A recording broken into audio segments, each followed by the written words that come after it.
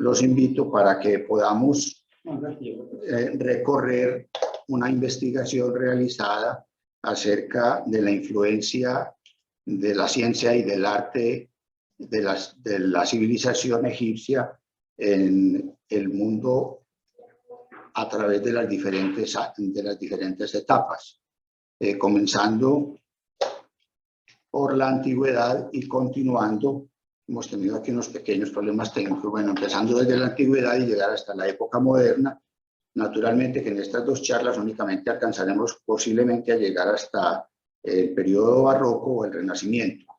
Queda pendiente, si el año entrante es posible, hacer otras 2 o 3 charlas para seguir avanzando hasta la Edad Moderna.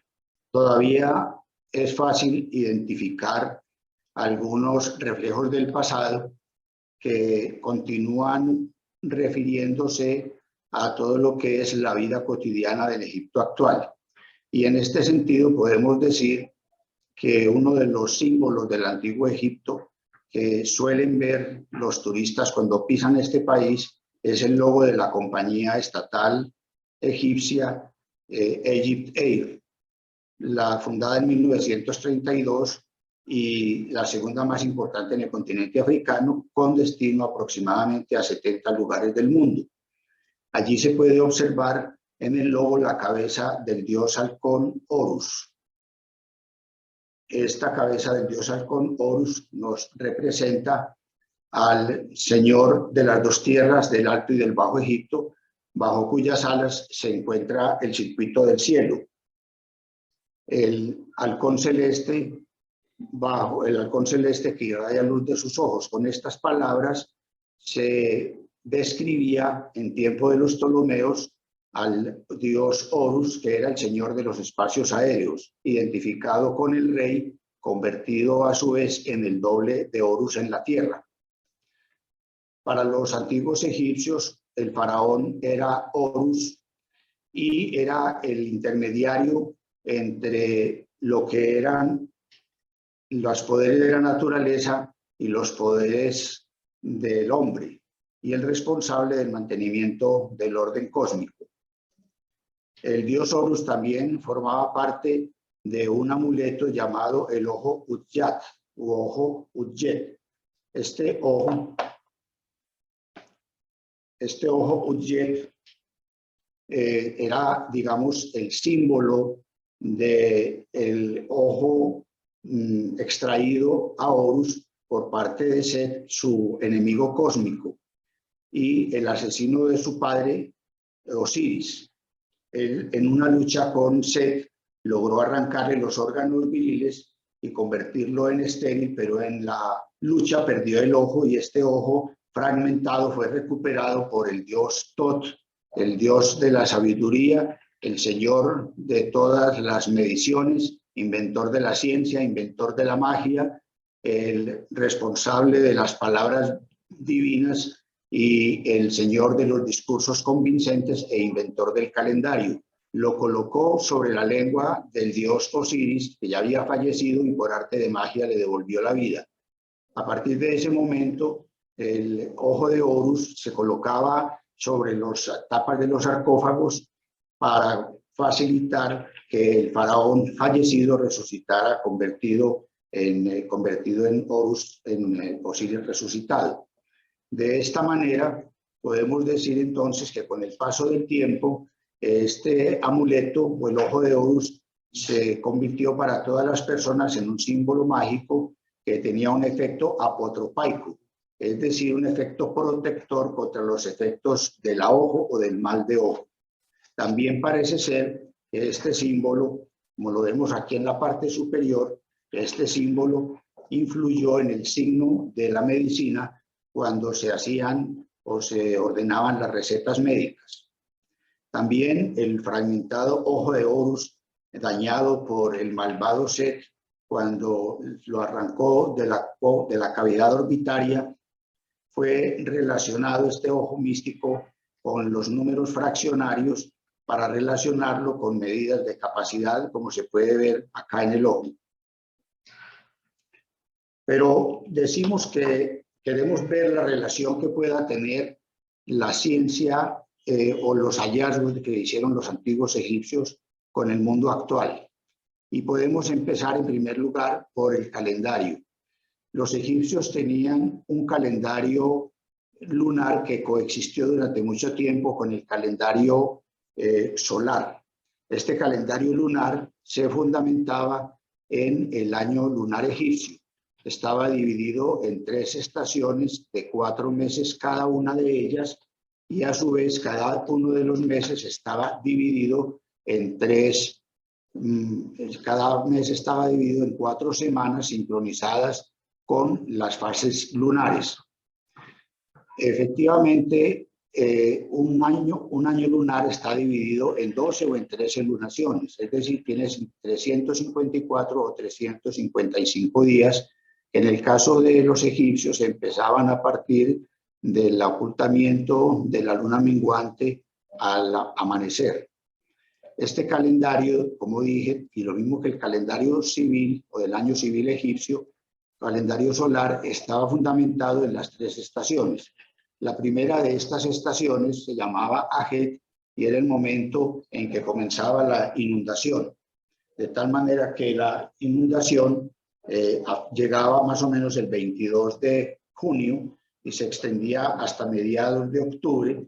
Ya en el mes de septiembre empezaban a desaparecer, el agua empezaba a abandonar o a retirarse del valle del Nilo, dejando el terreno fértil y listo para ser cultivado en la segunda estación llamada Peret, que era la estación de la siembra y de la germinación. Esta estación también duraba 4 meses y a continuación seguía la estación de Chemú, que era la estación de la recolección de la cosecha, que iba desde más o menos mediados de febrero hasta mediados de junio, cuando ya estábamos en pleno verano o estaban en plena sequía. El más importante para nosotros en lo que tiene que ver con la influencia de Egipto en la vida moderna es su calendario civil. Los egipcios originalmente tuvieron un calendario que constaba de 360 días y que se remonta al periodo predinástico de Egipto, que comprende del año 3200 antes de Jesucristo hasta el año 5000 antes de Jesucristo, y se cree que este calendario comenzó a funcionar hacia el año 4242, aunque las pruebas escritas o las pruebas arqueológicas lo llevan más o menos hasta el año 3000 antes de Jesucristo.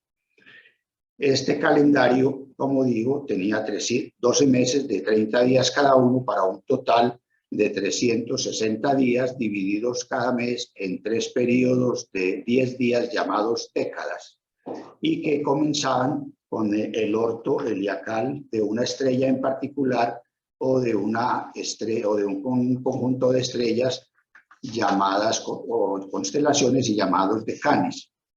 Estos ortos heliacales significan la aparición de un astro, cualquiera que él sea, bien sea una estrella, un planeta, una constelación, simultáneamente con la salida del Sol o poco antes de la aparición del mismo. Poco tiempo después, los egipcios se dieron cuenta de que tenían que acercar la duración del año civil, que tenía 360 días, a la duración real del año solar verdadero o año trópico, cuya duración es de 365 días, y hoy en día se sabe que tiene una fracción que es de 24, 21, 0,89, 79 fracciones de día, equivalente a 365 días, 5 horas, 48 minutos, 45 segundos y 16 décimas de segundo. Esa es la duración real que sabemos hoy en día. Naturalmente que los egipcios no sabían eso, de manera que su calendario tenía 365 días y lo aproximaron luego a 365,25 días. Eso fue en el periodo tolemaico, pero antes de que esto se diera, el año tenía 365 días. Los 5 días que faltaban de los 360 originales que mencionamos resultaron como consecuencia de un fenómeno de carácter religioso y astronómico a la vez. Ellos explicaron esta adición de los 5 días, que los hicieron al final del mes de Mesori, que era el último mes de la tercera y última estación del año, que era la estación de la recolección de la cosecha llamada Chemú. Y lo hicieron y lo explicaban por un mito, según el cual el dios Tot, llamado, así es el nombre griego, llamado Yehuti por los egipcios, le ganó al dios Khonsu, un dios lunar, le ganó la 72ª parte del año, es decir, 5 días, jugando una partida de Senet, que es una especie de damero egipcio, cuyo último ejemplar fue encontrado en la tumba KB62 o tumba de Tutankamón, descubierta en 1922 por el británico Howard Carter. Efectivamente, esta 72ª parte del año corresponde a un periodo de 5 días y con él configuraron lo que los egipcios llamaron Eru Rempet o también denominaron Mesud Necher. Eru Rempet significan los que están por encima del año y Mesud Necher significa fecha de nacimiento de los dioses. Los griegos los denominaron epagómenos o días añadidos y se explicaban desde el punto de vista de la religión egipcia porque la diosa del cielo Nut había sido fecundada por el dios de la tierra Geb y tenía 4 hijos, pero aún no habían nacido. De tal manera que el dios Chu, que era el padre de la diosa Geb y de la diosa Nut y del dios Geb, había prohibido que nacieran estos 5 hijos. Estos 4 hijos, más uno que había sido engendrado por Isis y Osiris, como lo vamos a ver en el interior de la diosa del cielo. Estos 5 días fueron entonces explicados para que nacieran la 4ª generación de dioses de la cosmogonía heliopolitana, llamada por los griegos Eneada de Heliópolis, porque constaba de 9 dioses. El dios Atum-Ra, que se autofecundó. Posteriormente nacieron los dioses Chu, el aire o el viento, símbolo masculino, Tefnut, la humedad, símbolo femenino. Ellos dieron a luz al dios Geb, que es el dios de la tierra, masculino, y a la diosa Nut, la diosa del cielo. Estos dos se unieron y entonces allí vendrá el nacimiento en estos 5 días. En el primero de estos 5 días nace el dios Oesir, llamado por los griegos Osiris, que es el dios de la vegetación y la polaridad positiva y el dios civilizador en Egipto, o el primer dios de Egipto, el primer rey, digámoslo así. Luego vendría a nacer Aset, el trono, que los griegos llamaron Isis, la diosa de todos los dioses, la diosa de la salud y la diosa de la magia. Luego vendría Set, hermano de Osiris, el dios de las arenas rojas y ardientes del desierto, el dios de la esterilidad, de las guerras y de las batallas. Posteriormente vino Neftis, la hermana y esposa del dios Set. Faltaba un día por llenar y este día fue la fecha de nacimiento de Horus el Viejo. Horus el Viejo fue fecundado dentro del cuerpo de la diosa del cielo Nut por Isis y Osiris antes de que estos nacieran y se le prestaba particular atención en los lugares predinásticos en las ciudades de Hieracópolis o también en la ciudad de Edfu. Este dios fue el mismo que se enfrentó con Set para vengar la muerte de su padre Osiris. Y finalmente, Horus el joven, que no nació ahora, sino mucho después, por un acto de magia, Osiris fecundó a su hermana Isis y nació Harpócrates, como los griegos lo consideraban, el dios del silencio. Y de esta manera se consideraron o se ajustaron los 365 días del año. Estos decanes, o sea, aquellas constelaciones o aquellas estrellas que marcaban el comienzo del año egipcio, del año solar, generaron un sistema de relojes estelares y estos relojes estelares explicaron la formación o el año de 365 días, la duración del día en 24 horas, 12 horas diurnas y 12 horas nocturnas. Estos relojes estelares quedaron inscritos en las tapas de los ataúdes de los faraones de la dinastía 12 y de la dinastía 13 en el Imperio Medio pero también en la tumba de Senenmut, como vemos acá en esta diapositiva, que fue el confidente, arquitecto y visir de confianza de la reina Hatshepsut, la quinta soberana de la dinastía 18 en el Imperio Nuevo. Pero también quedaron grabados en el techo de la tumba del faraón Seti I, padre de Ramsés II, tercer soberano de la dinastía 19 en el Imperio Nuevo, considerada la Capilla Sixtina de la antigüedad, la Capilla Sixtina del arte egipcio en la antigüedad.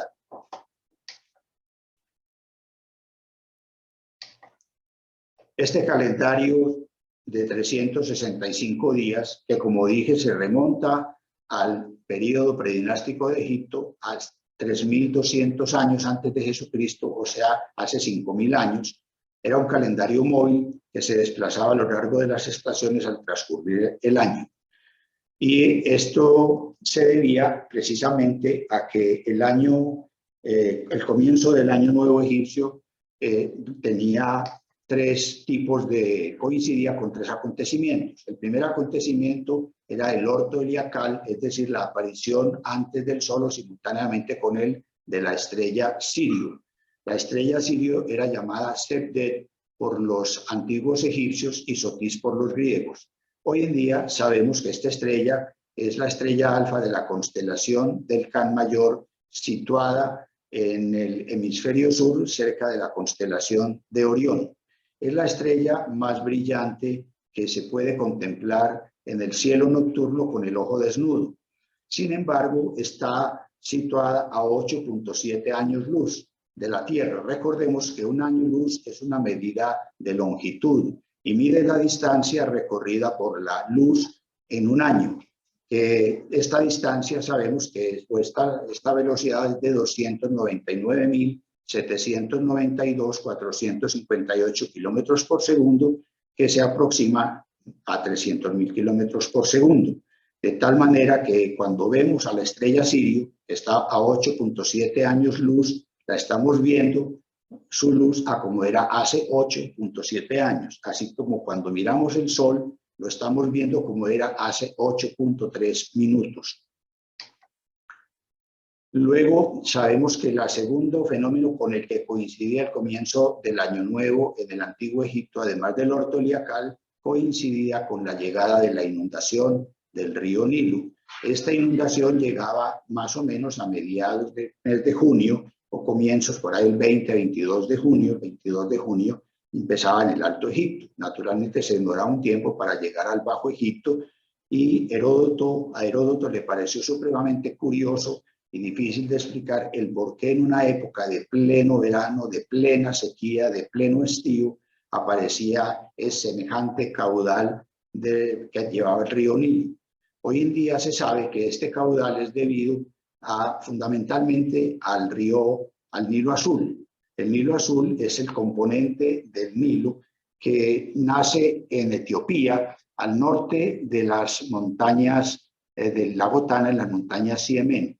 Las lluvias monzónicas que se abaten en la primavera etíope entre mayo y junio hacen aumentar el caudal del Nilo de 200 metros cúbicos por segundo a 10.000 metros cúbicos por segundo, y esto hace que se aumente el 90% del caudal del río Nilo en aquella inundación corresponda fundamentalmente al Nilo Azul, lo mismo que el 90% del sedimento o del limo aportado.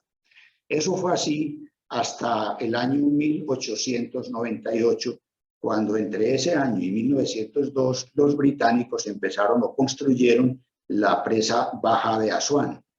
Luego esta presa fue modificada o ampliada en dos oportunidades, la primera en 1907, la segunda en 1930, para alcanzar una altura total de 30 metros y medio y una longitud de más o menos 980.000 metros en la base. Y luego se aumentó aún más con la presa de Asuán, la gran presa de Asuán, el Saad el Ali, en la década de los 60 del siglo pasado, cuando era presidente Gamal Abdel Nasser, mediante una alianza soviético-egipcia, se levantó una presa que tiene hoy en día 111 metros de altura 3.900 metros de longitud en su base. Con estas presas ya la inundación como se conoció hasta 1898 no se volvió a presentar. El tercer fenómeno que coincidía precisamente con la aparición o con el comienzo del Año Nuevo egipcio era el denominado solsticio de verano. Sabemos que la palabra solsticio significa suspensión o detención del sol. El solsticio de verano es la época del año en que el día es más largo que la noche, sobre todo para los países del hemisferio norte, y se incluye acá a Egipto porque está en el trópico de Cáncer. El trópico de Cáncer está situado a 23 grados, 26 minutos y 14 segundos al norte del Ecuador y por lo tanto es la posición más extrema al norte que puede llegar el sol en su recorrido por la eclíptica. De manera que el 22 de junio, 21 o 22 de junio, ocurre el solsticio de verano y en esa época en Egipto las horas de sol son de aproximadamente 13.4 horas, dura el día. Estos tres fenómenos, Orto Heliacal de Sirio, es decir, aparición de la estrella Sirio al amanecer junto con el sol, llegada de la inundación del río Nilo, hasta 1898 fue válido, y tercero, el solsticio de verano coincidían con el comienzo del año nuevo. Habíamos dicho entonces que esto provocaba, y así sucedía consecutivamente durante cada año, durante 4 años, pero al cuarto año se separaba el año solar o el año civil del calendario egipcio del año solar verdadero, lo que realmente dura el año trópico, se separaba un día, es decir, casi 6 horas por año. Es decir, un día cada 4 años, un mes en 120 años y un año en 1460 años. Este periodo de 1460 años dio en llamarse ciclo zodíaco. El ciclo zodíaco nos indica que para que coincidiera el orto heliacal de la estrella Sirio con el primer día del mes de Tot, que era el primer mes de la estación de la inundación, tenían que transcurrir 1460 años. En conclusión, el año sagrado era más corto que el año real, marcado por las inundaciones del Nilo. En consecuencia, las estaciones y los días festivos que en ellas se celebraban se fueron atrasando y las festividades del verano se terminaban celebrando en invierno cada 730 años. Sabemos por Censorino, un gramático y escritor latino del siglo IV, en su libro de Die Natale, el libro del cumpleaños, que la última vez que coincidieron, o por lo menos que se supo, que coincidió el primero del mes de Tot de la estación de Ajet con la inundación y el orto heliacal de Sirio fue en el año 139 después de Cristo. Y que si retrogradamos consecutivamente un ciclo zodíaco de 1460 años, lo retrocedemos, a partir del año 139 encontramos otras fechas en que se dio dicha coincidencia y estas fechas fueron 1322 a.C., 2782 y matemáticamente se llega hasta el año 4242 como la fecha más probable, teórica, en que los egipcios lograron establecer su calendario civil de 365 días. Esto fue avalado un siglo después por Teón de Alejandría, el padre de Hipatia, último director de la Biblioteca Pequeña de Alejandría en el templo del Serapeum, quien falleció en el año 405, 11 años antes de que su hija Hipatia fuera linchada por una turba de fanáticos. De manera que la mayor parte de los estudiosos le dan una fecha al comienzo del año civil de 365 días en Egipto hacia el año 3000, y ello a pesar de que el arqueólogo, ingeniero y padre de la egiptología británica, Sir William Matthew Flinders Petrie, encontrara esta tablilla de madera correspondiente, que vemos aquí al lado derecho, correspondiente a la época en la que vivió o gobernó el faraón Her, de J.E.R., segundo soberano de la primera dinastía en el año 3000 antes de Jesucristo. Lo que quiere decir que ya para esa época existía la coincidencia entre el orto liacal de Sirio y el comienzo del Año Nuevo egipcio, porque en esta pequeña tablilla se puede observar a la mano derecha la diosa Isis con los atributos simbólicos de la diosa Sirio o Sotis, a saber, una mujer sentada o arrodillada en una barca con el disco solar entre los cuernos y con unas estrellitas en la parte superior. La última, digamos, el inscrito o la escritura más antigua que se conoce de estas fechas fue una serie de inscripciones grabadas en la cámara funeraria de la pirámide del faraón Unas, noveno soberano de la sexta dinastía en el reino antiguo. Allí se tienen estas fechas de estas inundaciones o de esta coincidencia del orto liacal de Sirio con el comienzo del Año Nuevo egipcio. Pero como estos textos son grabados mucho después de textos más antiguos, probablemente, pues decimos, y esto data del 2350, esto sigue avalando más o menos la fecha del año 3000, 3100, 3200 antes de Cristo para el origen del calendario civil de 365 días en Egipto. Ahora, los egipcios llegaron a un momento en que se dieron cuenta que también tenían un error en su calendario y que probablemente el tiempo transcurrido por la Tierra al describir una órbita era más de 365 días y que probablemente podían ser 365 días y cuarto, es decir, 365 días y 6 horas. Y en el año 238 se reunieron en el templo de los dioses evergetas en la ciudad de Canopo, la primera de las colonias griegas en Egipto, los hierográmatas, es decir, los letrados sagrados, los jefes de los sacerdotes y los astrónomos, para tratar de establecer una reforma en el calendario de tal manera que la fiesta que se celebraba en honor de Isis, el primer día del primer mes de la estación de la inundación, no tuviera que moverse, sino que permaneciera constante.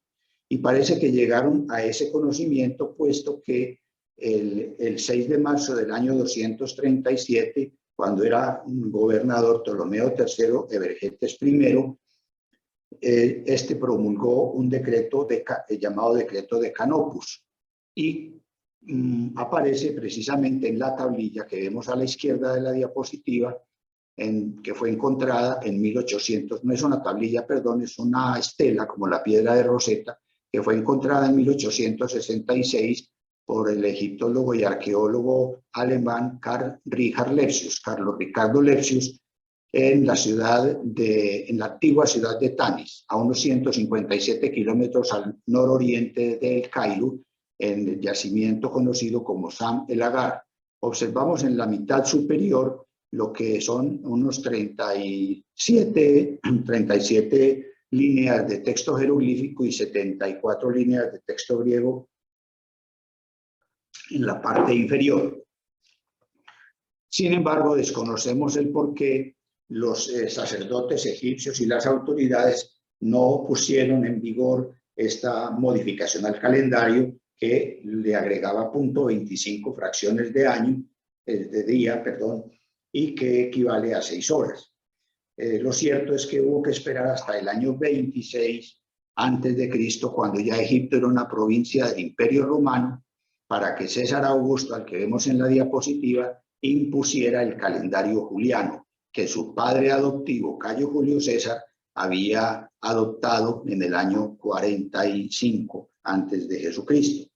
Recordemos que este calendario de Julio César se llamó Juliano porque él fue el que lo impuso. Este calendario reformaba el primitivo calendario romano, que lo había sido obra del rey Rómulo, pero Rómulo tenía un calendario de 304 días, un calendario lunar de 304 días, que un calendario lunar, por ejemplo, como entre los musulmanes, debe tener 354 o 355 días según que el año tenga 12 o que tenga 13 lunaciones, porque puede suceder así. Una lunación hoy en día sabemos que equivale a 29 días y 12 horas, entre 29 días y 12 horas y 29 días y 20 horas. Hay que sacar pues el promedio porque eso no es exacto. En ese calendario romano de 304 días consistían 6 meses que comenzaban en marzo, en la época del equinoccio de primavera, 6 meses de 30 días y 4 meses de 31 días. Sin embargo, el segundo rey de Roma, llamado el segundo rey de Roma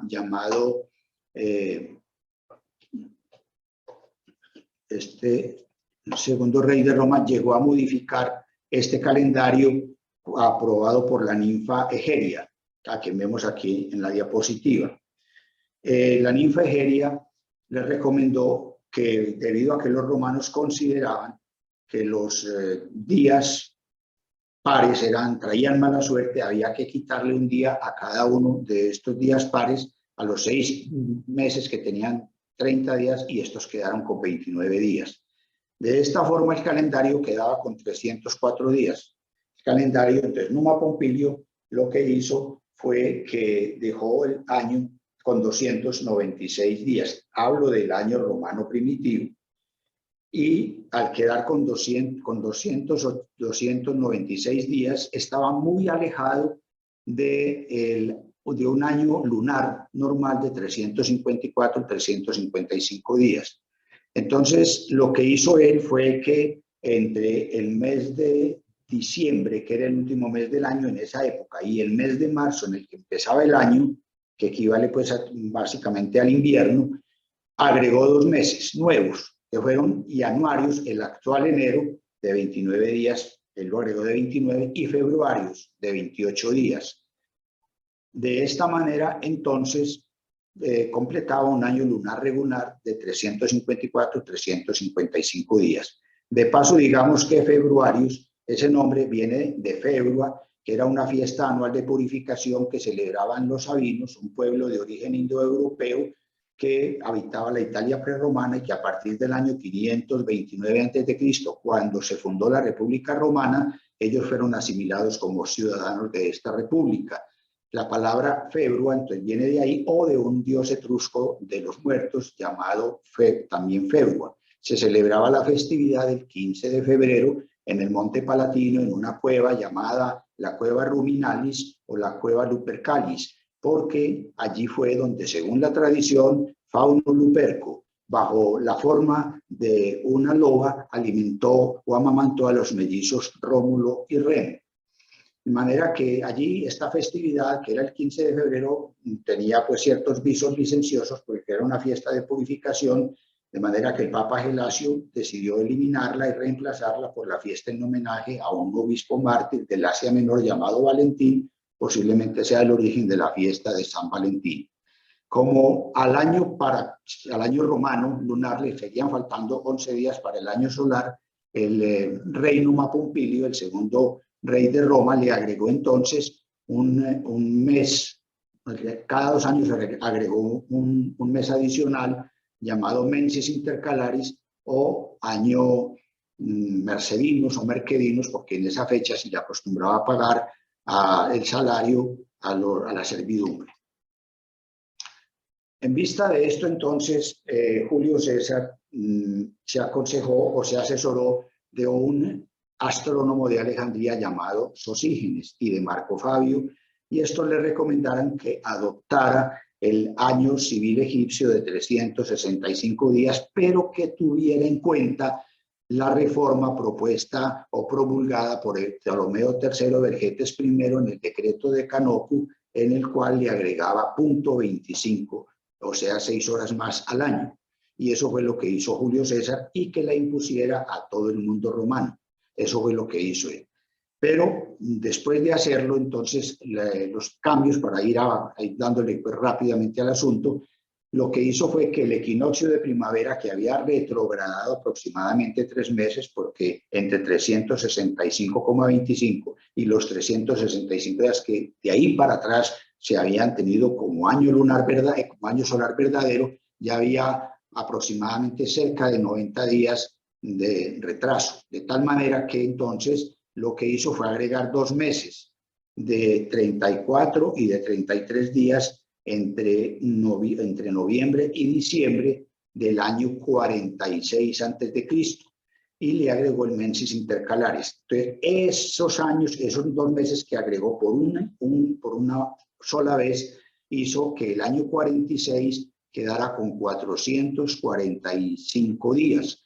Y Ambrosius Theodosius Macrobius, más conocido como Macrobio, nacido en Túnez en el siglo V, pues vino a decir precisamente que ese año se llamaba último año de confusión. Dijo Julio César que el año a partir del 45 empezaba el 1 de enero, el año civil, pero pues que el calendario entraba en vigencia el 1 de enero del año 45, pero el año seguía empezando, el año civil para los romanos, en el mes de marzo, en el equinoccio de primavera. Se abolió el año lunar y el mes intercalar, y se fijó la duración del año solar en 365,25 días. De manera que, ¿por qué se fijó el año solar en estos 365,25 días?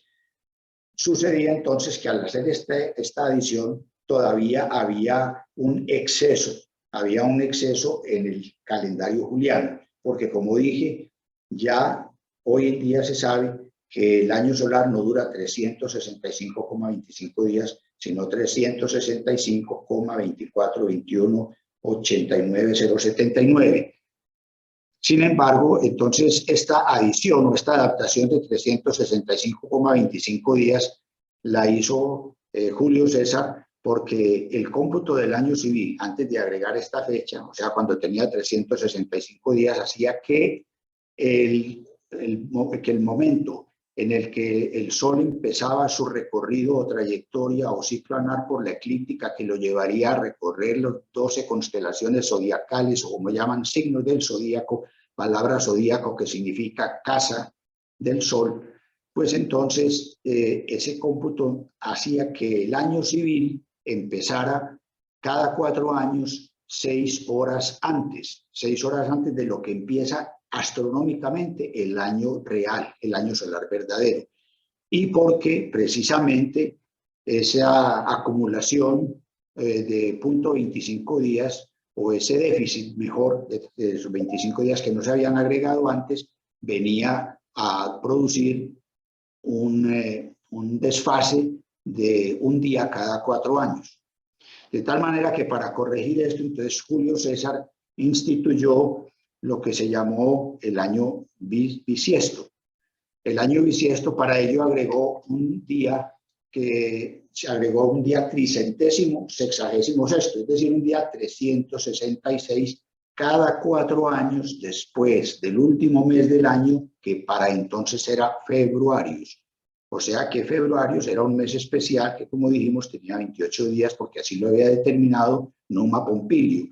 A él ahí no le dio miedo que este mes fuera par. ¿Por qué? Porque era un mes dedicado a Plutón, era el dios de los infiernos, y ahí no quería él tener problemas con Plutón.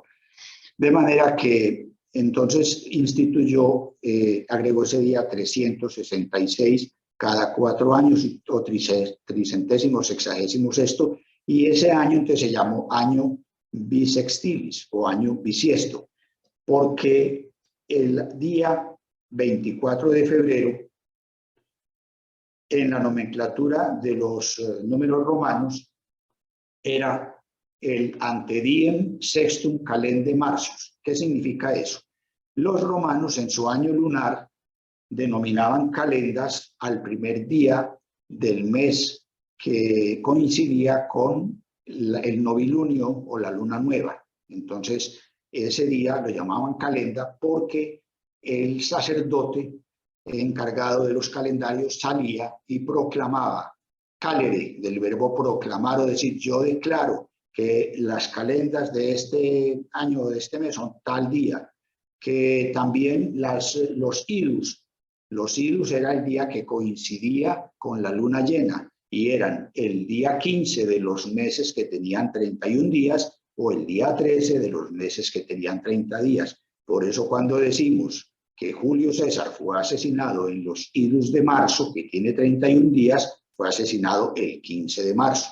Y las nonas, que eran el 8º día antes de los idus, es decir, el día 7 en los meses de 31 días o el día 5 en los meses de 30 días.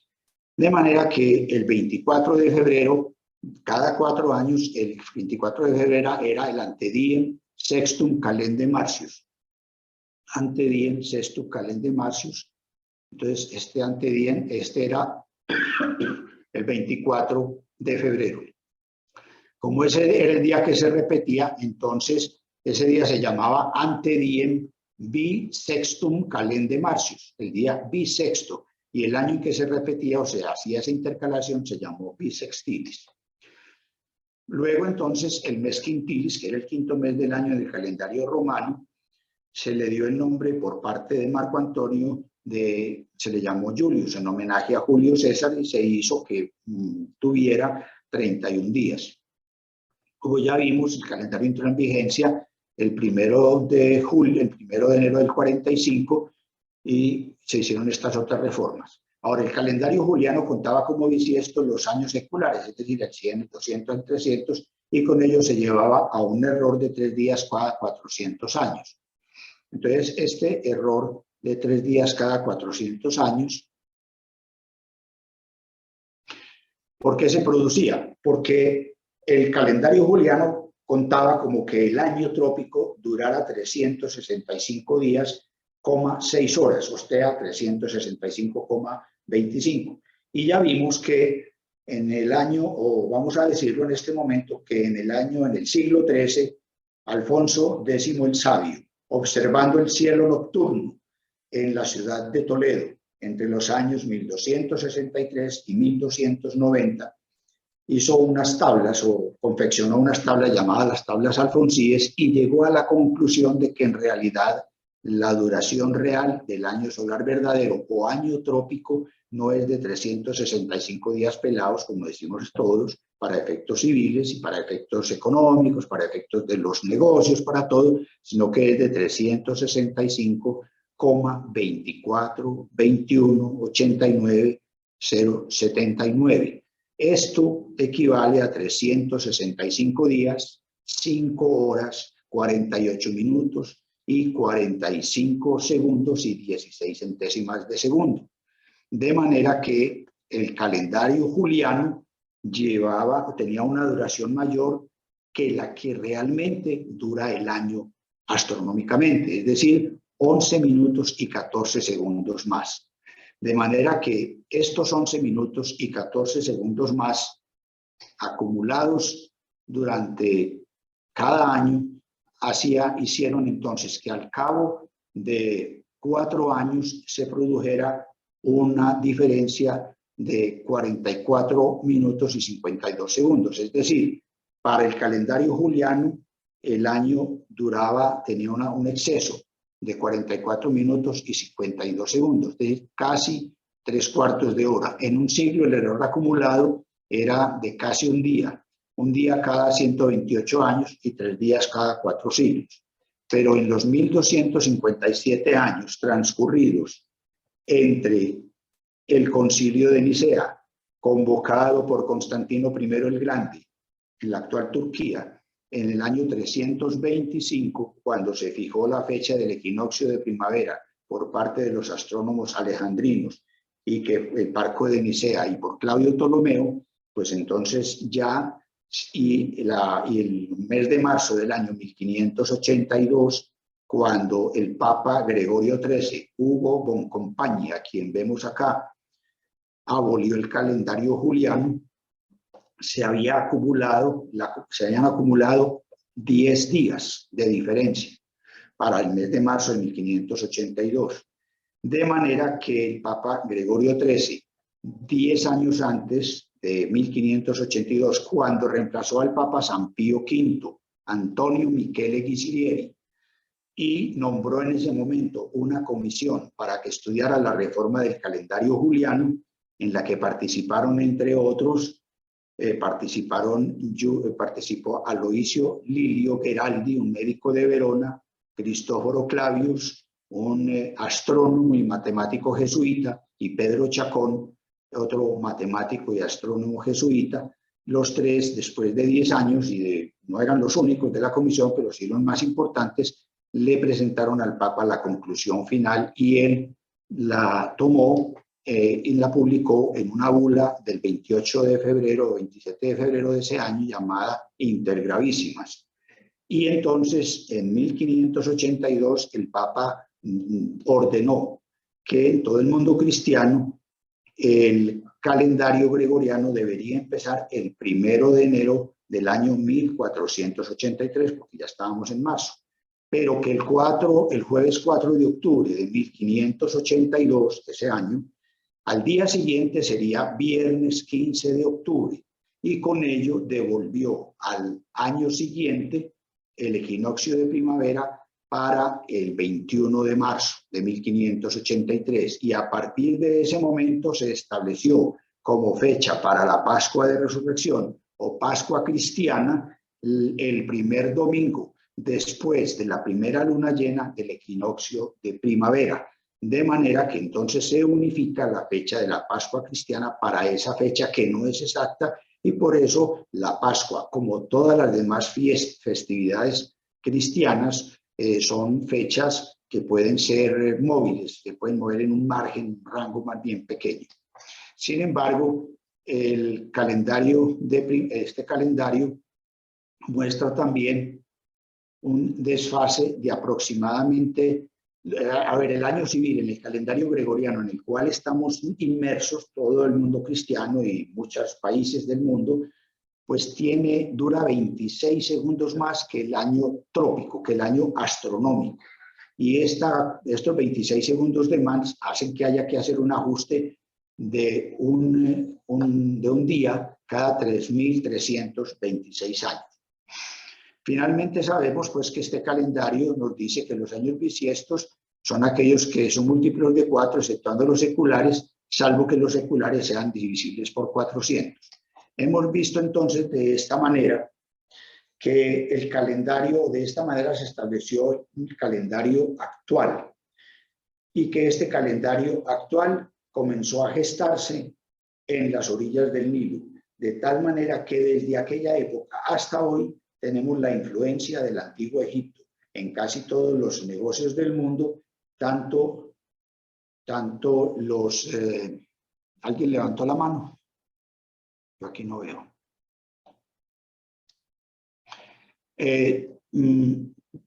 Tanto los del mundo occidental, pero todos los países del mundo, para efectos económicos y para efectos administrativos, se rigen por este calendario, así países como los musulmanes tengan un calendario lunar, Israel tenga un calendario lunisolar, China tenga un calendario lunisolar e Irán tenga el calendario Yalali. Ahora bien, los egipcios no solamente nos legaron entonces la base para el calendario gregoriano que tenemos en la actualidad, sino que también nos legaron la medición del tiempo. Sabemos que para los egipcios el día estaba dividido también en 24 horas. Hoy sabemos, pero ellos decían que el día estaba dividido en 24 horas, 12 horas diurnas, 12 horas nocturnas, que las horas diurnas empezaban con el orto del sol al amanecer y terminaban con la postura del sol al atardecer, y que la noche empezaba con el ocaso solar en el atardecer y volvía a terminar con la aparición nueva del sol en el horizonte oriental. Sin embargo, digamos entonces que hoy en día el día se define como el tiempo transcurrido entre dos pasos sucesivos del sol por el meridiano de un lugar. Ellos lo tenían en la forma en que lo dijimos.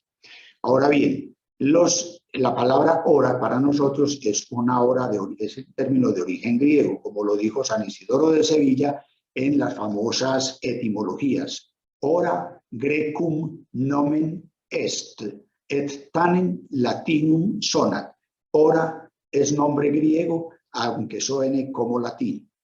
Los egipcios llamaron unuit a las horas que no estaban divididas, si bien existía el término at con el significado de instante, aunque se referirse a un periodo de tiempo concreto. Ahora bien, la medida del tiempo de las horas del día la hicieron con dos métodos. El reloj solar portátil o gnomon, que vemos aquí en la diapositiva, consistente en un pilar consistente en un pilar vertical, este pilar vertical que forma ángulo con una barra horizontal graduada y con una plomada llamada merjet, que lo que hacía era que el reloj o que el pilar vertical se mantuviese perpendicular cuando el reloj se ponía de frente al sol. La sombra producida por el sol luego se proyectaba sobre la esfera graduada y de esta manera entonces se marcaba la hora del día. En general estos relojes estaban decorados con la efigie, de un dios, generalmente el dios Tot, que era, como dije, el señor de las mediciones e inventor de las ciencias, inventor del calendario e inventor de la magia, patrono de los oftalmólogos, llamaríamos hoy, o de los médicos de los ojos y también de los escribas. Generalmente se representaba un papión o un babuino, como vemos aquí delante de este pilarcito, porque era la personificación o el animal que encarnaba al dios Tot. También se dispuso del denominado cuadrante solar. Era un semicírculo dividido en 12 áreas, cada una de ellas correspondiente a una de las horas del día. Pero ¿cómo hacían para medir las horas de la noche? Para medir las horas de la noche, ahora miraremos, aquí también vemos otra presentación del dios Tot en una clepsidra. Para medir las horas de la noche originalmente lo hacían los Imi Unuit, es decir, los sacerdotes horarios que subían a la terraza de los templos en las horas de la noche y medían el paso y la posición de ciertas estrellas por el cenit, y con ello ellos más o menos calculaban la hora de la que se trataba. Pero a principios de la dinastía 18, cuando en el Imperio Nuevo, a principios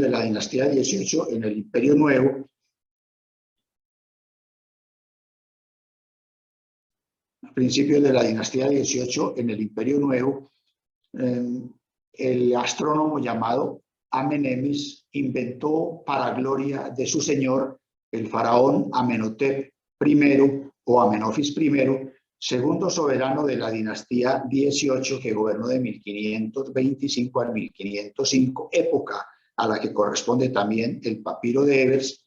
Inventó un reloj de agua, al que los griegos llamaron luego clepsidra, de la palabra kleptein, que significa robar, y eidor, que significa agua. La clepsidra, como lo vemos en la diapositiva, era un vaso cónico truncado de un codo de alto. El codo egipcio oscilaba entre 45 y 52.3 centímetros de longitud, y con un orificio en la parte inferior que permitía la salida del líquido. Las clepsidras no daban la hora como un reloj, sino que permitían medir el tiempo que requería una cantidad determinada de líquido para abandonar el recipiente en que estaba contenido.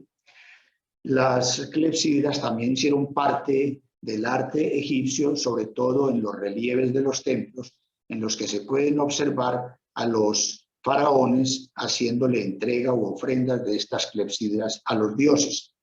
Pero también se encontró una clepsidra en el templo de Amon-Ra en Karnak. Esta clepsidra de Karnak, que fue encontrada, que data del siglo XIV antes de Jesucristo, en tiempos del soberano Amenofis III o Amenhotep III, quien gobernó del año 1396 al año 1360 y pico, aproximadamente unos 37 años. Las clepsidras fueron mejoradas por los griegos. A ver, hay que hacer aquí una aclaración.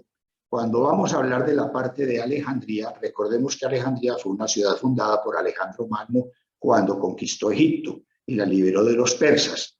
Pero Alejandría fue un crisol en donde hubo una simbiosis de saberes, el saber de los griegos que llegaron allí procedentes de todo el mundo griego, y el saber de los antiguos egipcios, así como de otros ciudadanos procedentes, como el caso de Arquímedes, por ejemplo, que llegó de la Magna Grecia al sur de Italia. Entonces, algunas de las cosas no, surgieron cuando finalizaba en las postrimerías de la civilización egipcia. Los griegos, o mejor dicho, los mecánicos de Alejandría, como en el caso de Filón de Bizancio, que como su nombre lo indica, nació en Bizancio, pero trabajó y vivió en Alejandría, escribió un tratado llamado el Tratado de las Clepsidras, en las que explicaba la manera de fabricarlas y el funcionamiento. Esto sirvió también para que Platón inventara el reloj despertador. Ustedes recuerdan que Platón enseñaba en la academia, los jardines de Academos en Grecia, y algunos de sus discípulos eran bastante remolones y les daba trabajo madrugar, como siempre ha sucedido con los adolescentes, porque sabemos que la adolescencia se duerme más. El hecho es que él entonces a la clepsidra que tenía le agregó en el recipiente inferior que recogía el agua un corcho, y sobre el corcho colocó unas bolitas de plomo.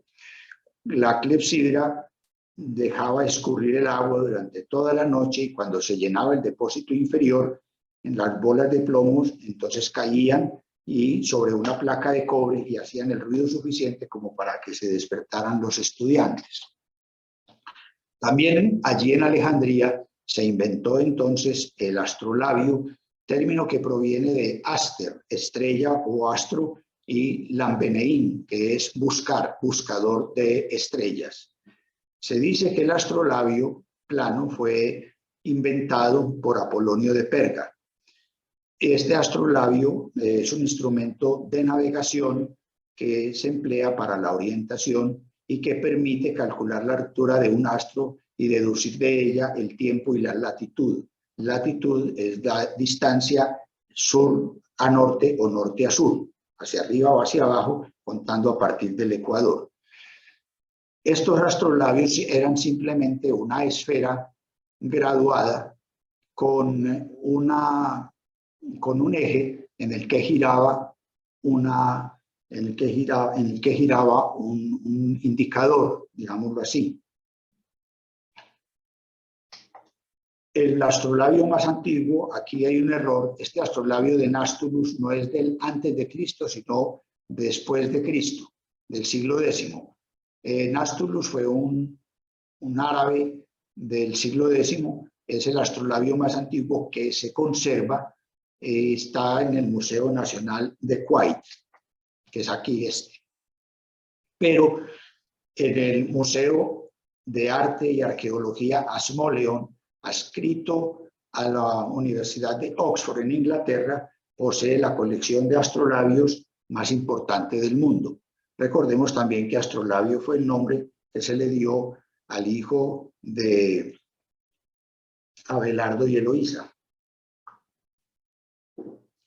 aquel hombre que tuvo que sacrificar sus genitales por amor a su mujer. También en la escuela de Alejandría encontramos personajes como Hiparco de Nicea. No nació en Egipto, nació en la actual Turquía. Nicea es en Izmit, pero trabajó en Alejandría porque allá concurrían la mayor parte de los estudiosos. Hiparco de Nicea le debemos el primer mapa estelar o un catálogo de 850 estrellas y 48 constelaciones, pero a él se le atribuye el astrolabio esférico o esfera armilar.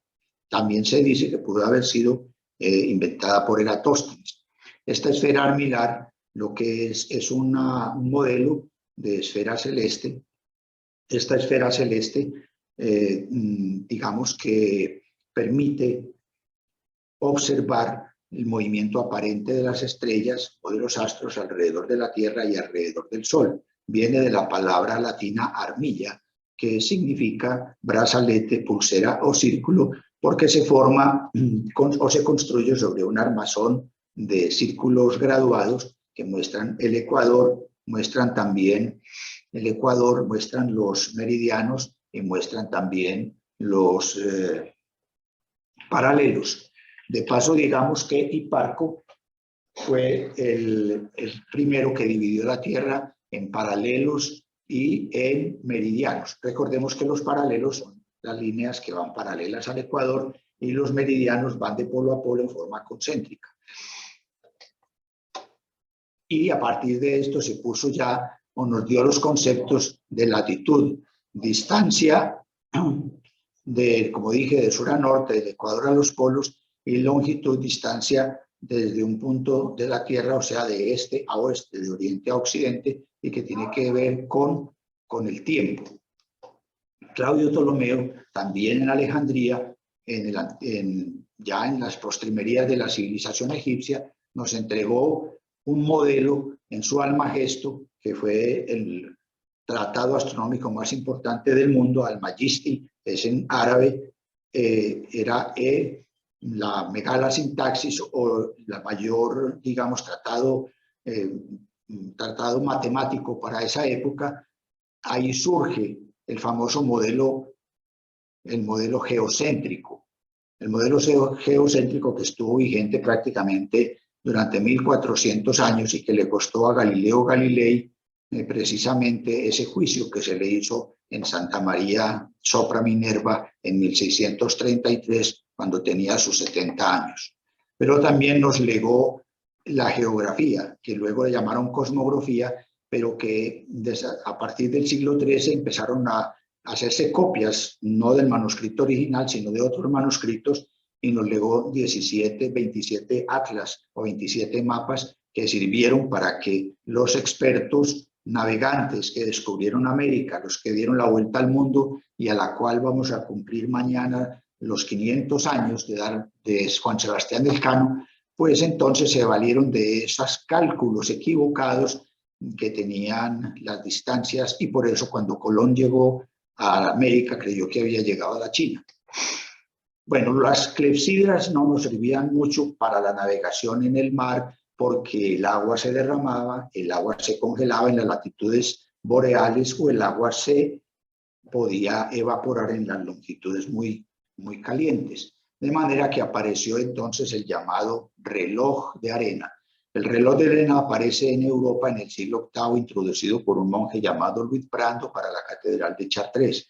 Pero la representación más antigua de uno de estos relojes se conserva en el fresco, conocido como la alegoría del buen gobierno, que vemos a la derecha de la diapositiva, atribuido a Ambrogio Lorenzetti en el año 1338 en el Palacio Público de Siena. Consta de dos bulbos de vidrio conectados que permiten el flujo de material granulado del bulbo superior al bulbo inferior, y material granulado que puede ser fundamentalmente arena muy fina, mármol en polvo o cáscara de huevo pulverizado. Y solamente requiere la fuerza o, digamos, la energía potencial de la gravedad para su funcionamiento. El aparato, cuando se va hacia el bulbo superior, el aparato se invierte y se empieza a cronometrar de nuevo. Estos relojes de arena en realidad no daban tampoco la hora, sino que lo que hacían era que ellos simplemente la hora que se les había programado previamente era la que medían, lo que se les había programado previamente, pero fueron muy útiles en los navíos porque les servía para conocer el tiempo, en cierta forma, pues un tiempo aproximado naturalmente, y para calcular o determinar muy bizarramente, muy grotescamente, la latitud, pues la longitud, es decir, la distancia este-oeste y viceversa. De manera que, por ejemplo, Fernando de Magallanes, al que nos referimos ahora, en sus 5 navíos llevó 18 de estos relojes de arena.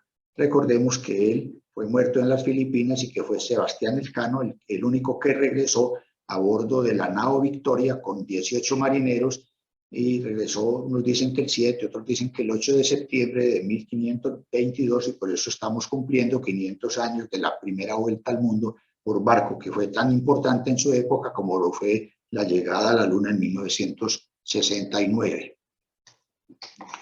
Sin embargo, estos relojes de arena tampoco eran suficientes para conocer los meridianos de longitud, porque los meridianos de longitud, para hacer la medición, hay que tener en cuenta el tiempo. Y entonces, en esa época, para medir la longitud en el mar, no había que conocer con exactitud la hora, tanto en el barco como en el puerto base o en un lugar cercano que tuviese una longitud conocida. Entonces, en los barcos, naturalmente, el bamboleo hacía que los relojes se adelantaran, se atrasaran o se pararan. Además, por ejemplo, el cambio, para ello habría que era imposible tener una hora exacta en esa época.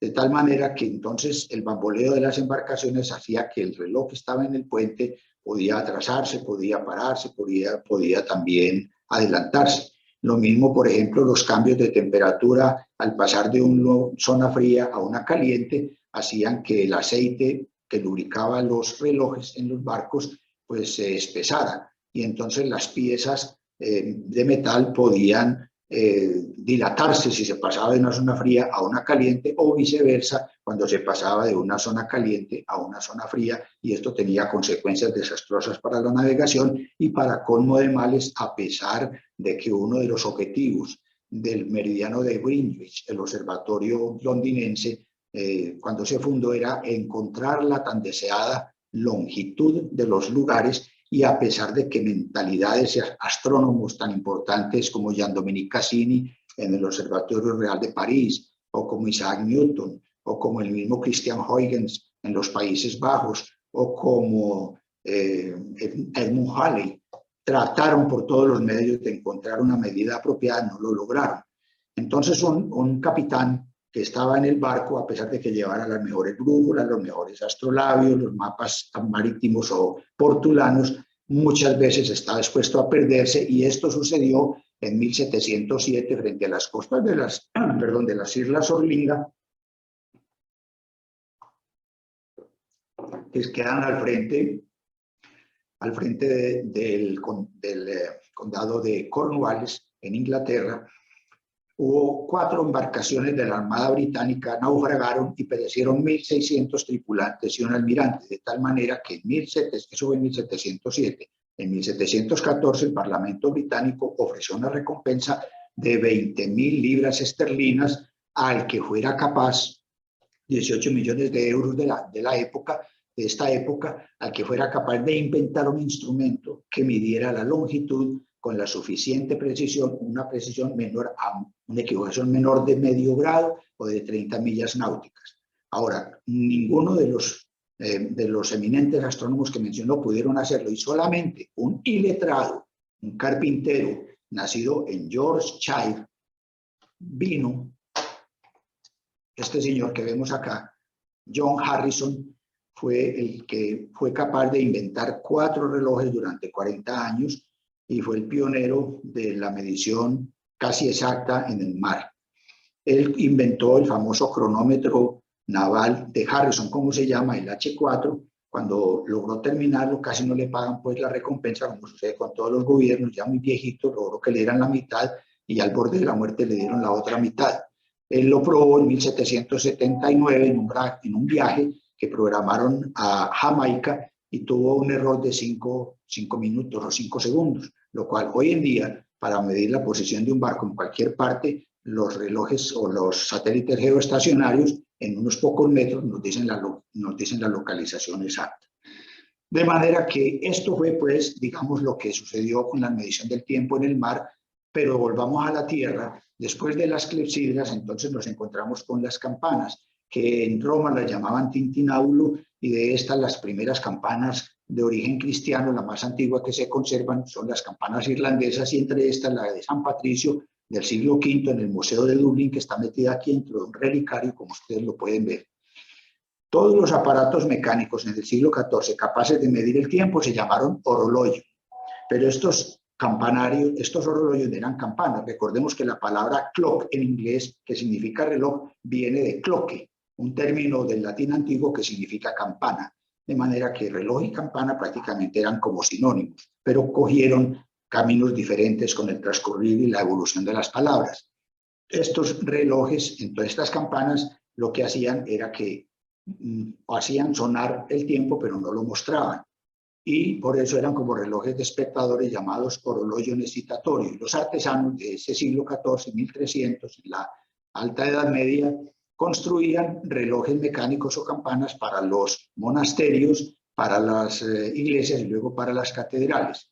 Se llamaban orologio necessitatorio porque eran relojes despertadores y generalmente se instalaban en el custos horologiem, o sea, en la celda del guardián del reloj, para que cuando sonara él tocaba un tintinábulo, una campanilla, y los monjes se levantaban a rezar las horas canónicas, principalmente las maitines o los maitines, que son a la medianoche, o los laudes, que son a las 3 de la mañana, o de pronto los muy dormilones se levantaban a las 9 a rezar otras de las creo que eran las completas. Bien, entonces digamos que el primer reloj que mostraba una circunferencia con una aguja y que servía para mostrar el tiempo de una manera visible y no auditiva, se debe a Jacopo Dondi, que de una poblacioncita llamada Chioggia. Eso fue en 1344. Fue el que inventó la esfera numerada del reloj, que la vemos aquí en una reproducción en el castillo de Milán, de 1498. Perdón, 1428, porque la anterior se había destruido. Y luego entonces vemos, para seguir avanzando, en el siglo XVI aparece el minutero, pars minuta prima, parte diminuta primera, y en el siglo XVII aparece el segundero, pars minuta segunda, o sea, el segundero pars minuta segunda. Y el primer reloj que era capaz de medir minutos y segundos fueron los relojes de péndulos. El primero que vemos acá fue construido en la Navidad de 1656 por Christian Huygens en los Países Bajos, en Leiden. Este reloj mejoró notablemente las imprecisiones de los relojes que había hasta ese momento, porque ya hasta en una centésima parte. De manera que estos únicamente daban un error de 1 minuto en una semana, los otros eran 1 minuto diario o 5 minutos diarios. Vimos entonces ya una buena parte de lo que los egipcios nos legaron en todo lo que tiene que ver con el tiempo. Ahora remontémonos a otro concepto. El concepto y la palabra robot es un concepto relativamente nuevo. Aparecen por primera vez en 1921, cuando el escritor checo Karel Čapek presenta o estrena en el Teatro Nacional de Praga su obra teatral de ciencia ficción en 3 actos y un epílogo llamada RUR, en checo Rozumowi Uniwersalny Robota o Roboti, que se refería a que en una empresa los trabajadores se quejaban pues, de que había trabajos muy duros, entonces decidieron en la obra producir una serie de robots que pensaban, o sea que eran más bien como androides o clones. Y sin embargo al final se rebelan contra sus amos humanos y se vuelve pues un caos la situación. La palabra robot fue un invento del hermano de Karel llamado Josef Čapek, quien la tomó del término checo robota en singular o roboti en plural, que significa trabajo pesado o servidumbre, principalmente el que realizan los siervos de gleba. El antepasado más antiguo que se tienen de los robots es el autómata, del griego automatos, ingenio mecánico que obra por sí mismo y que siempre desde ese entonces ha fascinado al ser humano desde la antigüedad. El primer tratado de los autómatas, y que se puede considerar el tratado más antiguo de robótica de la historia, se debe a Herón de Alejandría. Herón, hijo de un zapatero, nació en Alejandría en el año 10 después de Jesucristo y falleció en la misma ciudad 60 años después, en el año 70 después de Cristo, cuando Alejandría o cuando Egipto ya era una provincia del Imperio Romano. Pero él escribió un tratado llamado Automatopeia automatopoeia. Esta automatopoeia allí recopiló todos los conocimientos que se tenían acerca de los autómatas como ingenios mecánicos que eran capaces de imitar los trabajos de los humanos o incluso algunos movimientos de los animales. Por ejemplo, movimientos de las aves, ya que bebían, gorjeaban o trinaban o también aleteaban como las aves. Además, explicaba los principios en los cuales se fundamentaban estos ingenios mecánicos. Fundamentalmente eran concebidos como física del entretenimiento y tenían que ver con propiedades del vapor o del aire, que en esa época ya empezaban como a tener cierta intuición mediante algunos experimentos sencillos de la elasticidad, de la fuerza motriz del vapor, del principio del sifón, es decir, del equilibrio de los líquidos en medio de los vasos comunicantes o de la presión ejercida sobre los gases por medio del desplazamiento del agua, la presión hidrostática, la gravedad y también las leyes de las palancas de Arquímedes. El mismo Herón de Alejandría, a quien vemos acá, construyó las primeras puertas semiautomáticas de la historia. Aquí vemos las obras de Herón, así de una manera pues muy resumida. Y las puertas bueno, veamos la eolipila de Herón. Esta eolipila, o eolipilo como también lo llaman de Herón, es la primera máquina a vapor o primera turbina que se construyó, que se sepa que se construyó en el mundo. Y era un recipiente semiesférico que estaba aquí en la parte de abajo. Se calentaba el agua y por estos tubos llegaban a una cámara que está situada en la parte superior y naturalmente que luego que estaba vacía. Al llegar el vapor, la salida o la emisión del vapor por esta cámara provocaba un movimiento de la cámara como consecuencia del principio de acción y reacción. La eolipila llegó después a utilizarse también, como lo vamos a ver, en el cañón de vapor. También se le atribuye a Arquímedes, llamado el arquitrónito, que fue utilizado por Leonardo da Vinci. También lo utilizaron digamos, en la industrialización del vapor que empieza por allá a principios del siglo XIX con el barco fluvial de Robert Fulton, o también en la famosa pistola neumática o pistola centrífuga y de vapor de Winans, que se pretendió utilizar en la Guerra Civil Norteamericana entre 1865 y 1867 y que utilizaba también la propulsión por el vapor de agua caliente.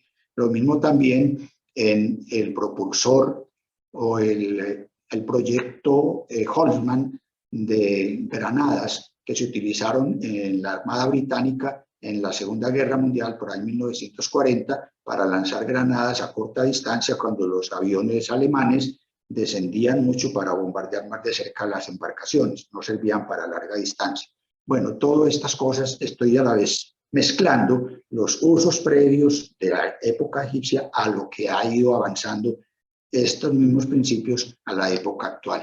También se le atribuye el odómetro. El odómetro era un ingenioso contador de pasos o de kilómetros que se adaptaba a un carruaje y que consistía en una combinación de rueda dentada y tornillos sin fin, que al mover la rueda principal hacía mover otra rueda que está aquí en una plataforma y cada que daba una vuelta caía una bola a una caja para poder contar la distancia recorrida y que luego fue mejorado por Leonardo y se puede observar en el Museo de Ingeniería que hay cerca de Milán.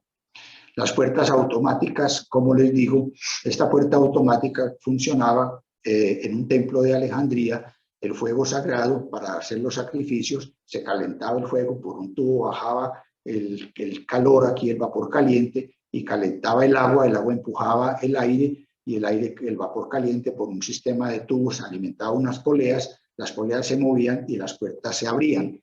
Cuando el fuego se apagaba, las puertas se cerraban.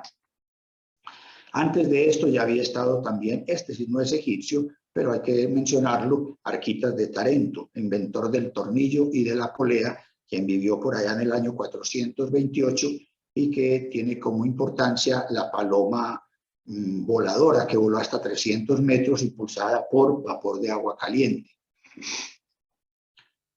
Filón de Bizancio, del año 280 al 220, discípulo de Tesibio. Filón de Bizancio fue el inventor del muelle o el resorte, también de la correa de transmisión que le permitió inventar allí en Alejandría, inventar la ballesta semiautomática. Pero inventó una cosa muy especial que va a tener después algún ejemplo. Aquí tenemos todas las obras que él desarrolló, no viene mucho al caso. Inventó un tintero con cardán o tintero octaédrico consistente tenía 8 caras triangulares. En el centro de cada una de las caras había un orificio por donde se introducía la pluma para impregnarla de la tinta, que estaba en un depósito semiesférico. Acá lo vemos en esta parte un depósito semiesférico, y en este depósito semiesférico la tinta no se derramaba porque estaba sujeta por un aro y a su vez por otro aro que la pegaban a los extremos del tetraedro. Pero lo importante de esto es que veremos más adelante cómo dio origen, también se llama tintero con cardán, a la suspensión cardánica que habría de aparecer en el siglo XVI con Girolamo Cardano. Filón de Bizancio también trabajó los autómatas, como este caballo en su abrevadero, y también la máquina o el servidor de vino automático. Él servía vino, pero si la gente quería más agüita, pues también le echaba agua por otro lado. Tesibio, otro del fundador de los mecánicos de Alejandría, tenemos entonces que inventó la bomba aspirante impelente, que tenía 3 usos fundamentales. El primero, para subir el agua mediante un mecanismo de aspiración, subía el agua, y luego por medio de un émbolo, digámoslo así, la sacaba. El órgano hidráulico y el órgano hidráulico. Tenemos que el órgano hidráulico, pero aquí no está, pero lo voy a mencionar también, el órgano hidráulico o la bomba aspirante impelente se encontró en Silchester, Inglaterra, y también en Castronovo, Italia, un ejemplo de esta bomba aspirante e impelente. También servía para apagar incendios y dio origen al primer cuerpo de bomberos profesionales de la historia en tiempos de Augusto, año 6 a.C., llamados los vigilantes urbanos. Eran un grupo, ellos llevaban el agua, otros llevaban los sinfonaris, llevaban las mangueras, y otros, los centones, llevaban las mantas impregnadas en vinagre para ayudar a combatir los incendios. Y también, como dije, el órgano hidráulico de Tesibio. Este órgano hidráulico, el órgano es el primer instrumento o el instrumento musical de base mecánica más antiguo y el primer instrumento polifónico. Consistía en una serie de tubos sonoros con lengüetas. Tenía también un dispositivo para almacenar el aire que era movido o alimentado por una bomba aspirante e impelente, y también tenía un teclado que permitía abrir y cerrar mecánicamente para enviar o dirigir el viento a cada uno de estos tubos. Hay descripciones de este órgano hidráulico tanto en las obras de Filón de Bizancio, Herón y Vitruvio, ya en 1300 habrá el comienzo del Renacimiento florentino, pero también se han reproducido en algunos mosaicos de la época romana que se han encontrado. El primero que se encontró fue el mosaico de Perl Nenning. Encontró en 1852 en esta pequeña ciudad a unos 40 kilómetros de Traveris, en Alemania, en el valle del río Mosela, en los límites entre Alemania y Luxemburgo. Tiene 10 metros por 15. El otro mosaico que se encontró fue en Libia, en la actual Libia, el mosaico de Sliten. Es un mosaico que fue descubierto en 1913 por Salvatore Aurigena. Se han encontrado también algunas partes de estos órganos que han servido para reproducirlos, como en el Museo Arqueológico de Nápoles o también en Aquincum, el nombre romano de Budapest, en 1913.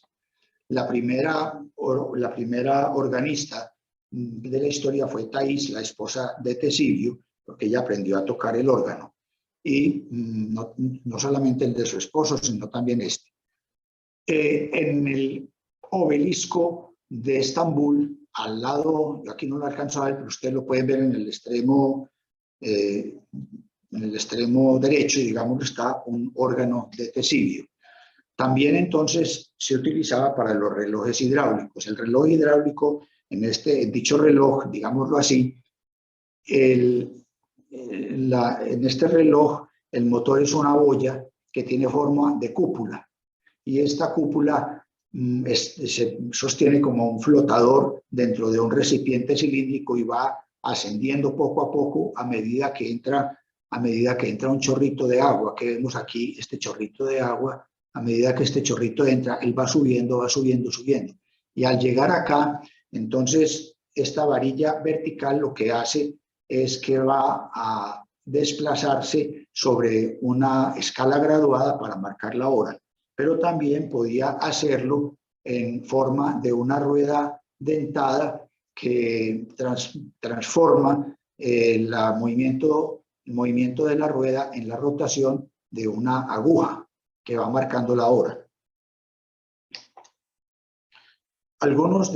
Como dije, toda esta herencia petrificada fue tomada por los romanos y gracias a los árabes alimentaron la ciencia y la tecnología en el medioevo y en el Renacimiento. Algunos ejemplos, así simplemente de paso. Mariano di Jacopo il Tacolo, es decir, el cuervo, por su vestimenta de color oscuro como un cuervo, 1382-1453, 2 obras. De Ingenieis, o sea, acerca de los motores, y de Machinis, acerca de las máquinas. El primera reproducción europea de una bomba hidráulica.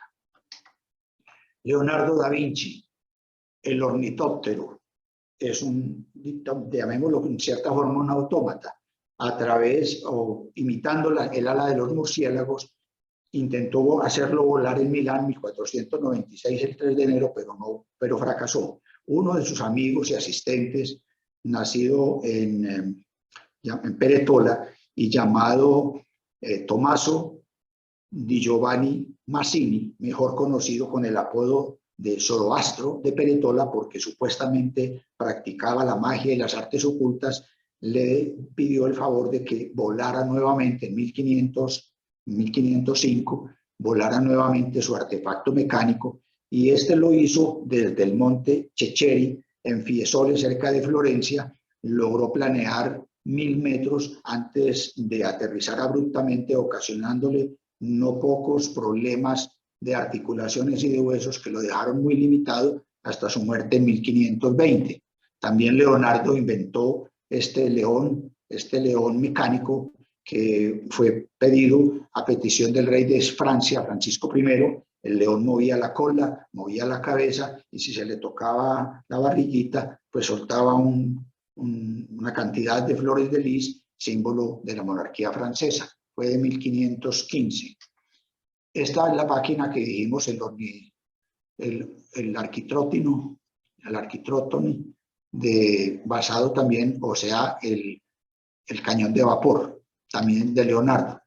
Y encontramos a este señor, que fue Girolamo Cardano, que fue nacido en Pavía en 1505, fallecido por ahí en 1576, algo así, en Roma.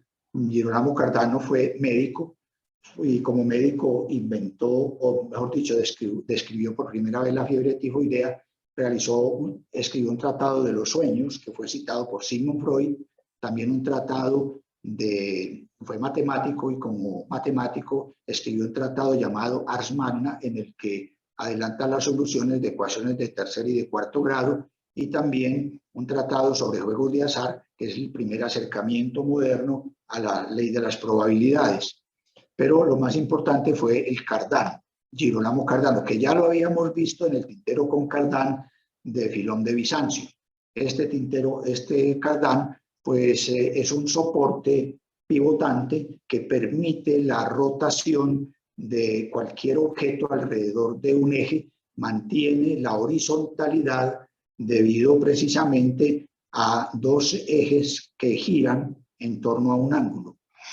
y tiene como utilizaciones, entre otras cosas, sirve para el montaje de pequeñas lentes en las cámaras fotográficas, también en los telescopios, grandes telescopios fotográficos, en las brújulas, lo mismo que en los motores de los cohetes y también en los sistemas de navegación inercial. Estos sistemas de navegación inercial son los que ayudan precisamente en la navegación de barcos, submarinos, de misiles, de naves espaciales, etcétera. Y generalmente lo que tienen es un computador con una serie de sensores de movimiento o acelerómetros y sensores de rotación giroscópica basados en el cardán, precisamente para determinar la presencia de objetos, la dirección, la posición, la velocidad y el movimiento. Y la utilización de la bomba aspirante impelente que habíamos visto de Tesibio, allá en Alejandría, de Tesibio, el mismo del órgano hidráulico, fue aplicada por Juanelo Turriana en Toledo. Este es el artificio de, ven aquí abajo encontramos el Tajo, este es Toledo, los que lo han visitado, todavía más o menos conserva cierta semejanza. Aquí vemos todo esto azulito que vemos es el ingenio de Turriago.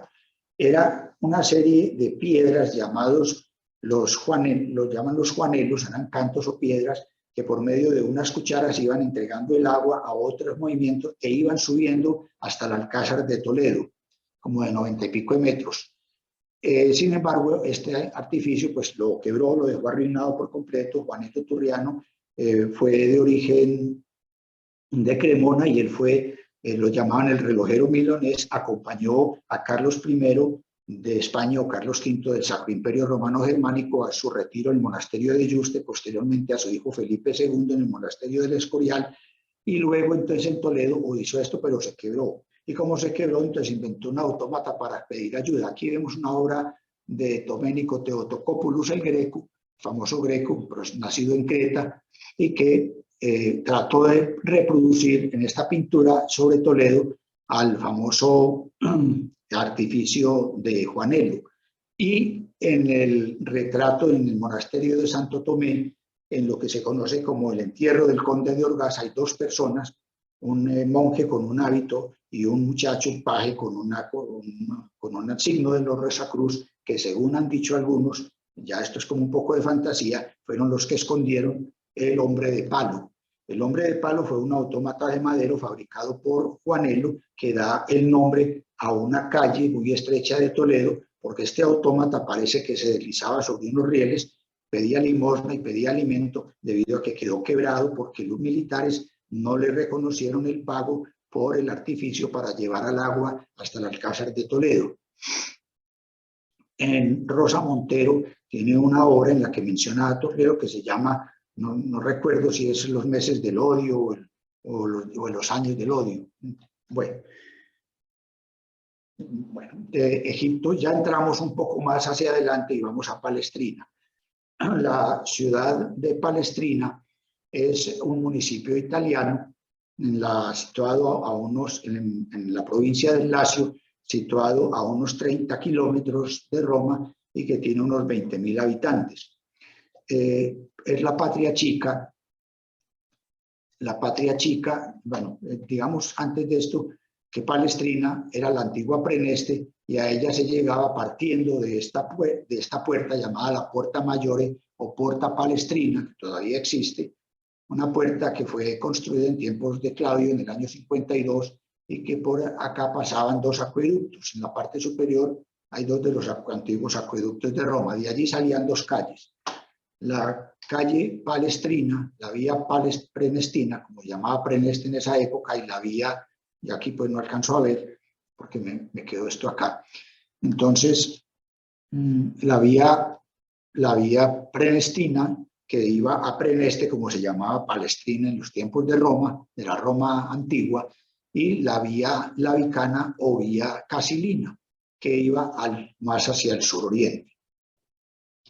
Y es que allí en Palestrina nació el famoso compositor renacentista Giovanni Pierluigi da Palestrina, nacido en el año 1527, fallecido en 1594, fue organista de la Catedral de San Agapito, pero también lo fue, aquí vemos pues una estatua que conmemora su existencia en Palestrina, pero también lo fue de la Capilla Sistina, también de la Basílica de Santa María Maggiore y también de la Basílica Catedral San Giovanni en Laterano o San Juan de Letrán, la Catedral de Roma. La Catedral de Roma no es el Vaticano, es San Juan de Letrán, porque es la sede episcopal del obispo de Roma, que es el Papa. Pues bien, Palestrina compuso muchos madrigales, muchos motetes, muchos himnos, pero lo más importante, 104 misas a capela, y la más famosa fue la Misa Pape Marcelli, en homenaje al Papa Marcello II, de nombre Marcello Cervini o Cervini, que solamente gobernó la Iglesia 22 días, del 9 de abril del año 1555 al 1 de mayo del mismo año, cuando murió a los 58 años de edad como consecuencia de un infarto. A partir del Papa Marcello, esta misa de Palestrina se le interpretó o se llevó en cada coronación del Papa hasta cuando Giovanni Battista Ercole Montini, Paulo VI, la suspendió en 1963. Fue la antigua Preneste. Preneste fue, Palestrina se llamaba Preneste y fue famosa porque allí se fundó el templo en homenaje a la diosa Fortuna Primigenia, la diosa la diosa nodriza y generatriz y nodriza de los dioses. Era también la diosa romana de la suerte. Se asociaba con todos los acontecimientos o eventos afortunados de los dioses y de los mortales, como la fertilidad, la maternidad, y principalmente como esto, pero también con los sucesos imprevistos y desgraciados. Ella no escogía a quién, a cualquiera le podía dar lo primero en un minuto y al otro minuto darle lo segundo. Por eso está representada con sus atributos, con la cornucopia que vemos acá, o sea, el cuerno de la abundancia, también el timón y la rueda eran sus atributos. Este templo fue construido en el año 204 en las laderas del Monte Ginestro por Publio Sempronio Tuditanos, ejemplo más señero de las edificaciones helenísticas construidas en terrazas. El templo estaba formado por dos templos. El primero, el templo superior, y el templo inferior, separados por un desnivel de 100 metros, salvado por 4 tramos de escalinatas y de rampas que los peregrinos debían caminar para poder llegar ante la diosa. De este templo o este majestuoso santuario, digamos que ocupaba prácticamente toda la superficie de la actual ciudad de Palestrina, pero fue destruido en la guerra civil que ocurrió en Roma entre el año 88 y el año 82 y que enfrentó a Cayo Mario con Lucio Cornelio Sila, y fue reconstruido posteriormente. La ciudad de Palestrina también fue famosa por sus lujosas residencias, pero también por sus industrias de orfebrería y de platería. Fue un lugar comercial muy importante que mantenía contactos con Alejandría, la ciudad más importante del Egipto helenístico. Aquí vemos más o menos una reproducción de cómo sería. Aquí está el templo superior y aquí estaría el templo inferior. Del templo superior, en la actual terraza, que llaman terraza de la cortina, terraza es plaza, cortile es plaza. Entonces, del templo superior, en la actual cortile o plaza, subsisten en este momento el Palazzo Barberini, sede del Museo Arqueológico Nacional de Palestrina.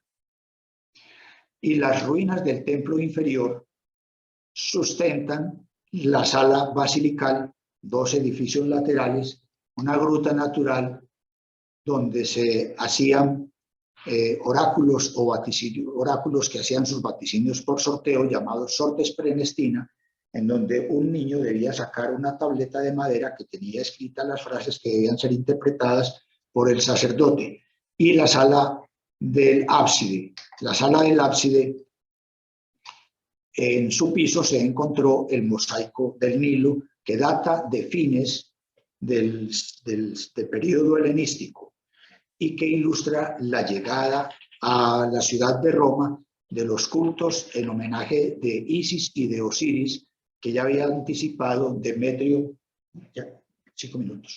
que ya había anticipado Demetrio el topógrafo, un artista que había llegado procedente de Egipto en el año 165, y en la época en que Isis fue identificada con la diosa Fortuna primigenia.